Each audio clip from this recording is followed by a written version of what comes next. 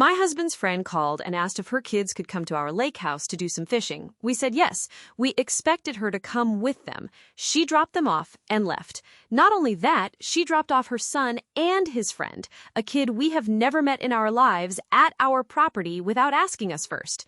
The boys forgot their own fishing equipment, so they helped themselves to my husband's rods and gear without asking anyone.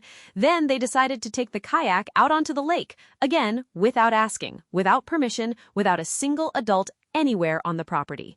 They got out to the middle of the lake and flipped it. Both kids almost drowned. Our neighbors had to pull them out of the water.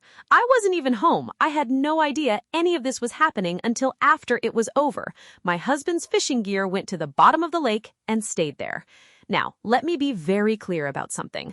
I do not blame the kids. They are children. They did exactly what children do when there are no adults around to supervise them. That is the entire problem. I called her furious. I told her what happened, that her son and a child I have never met almost drowned in our lake, that our neighbors had to rescue them, and that my husband's equipment was gone.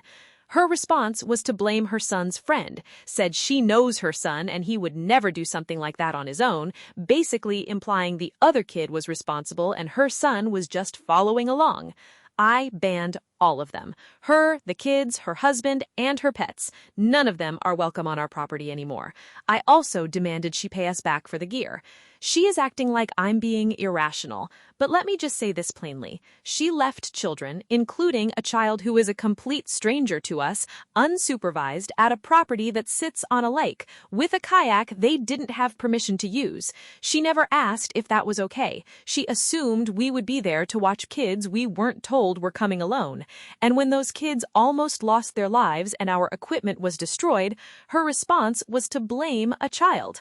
I don't think I'm being irrational. I think I'm done with this friendship. Was I wrong? Drop it in the comments.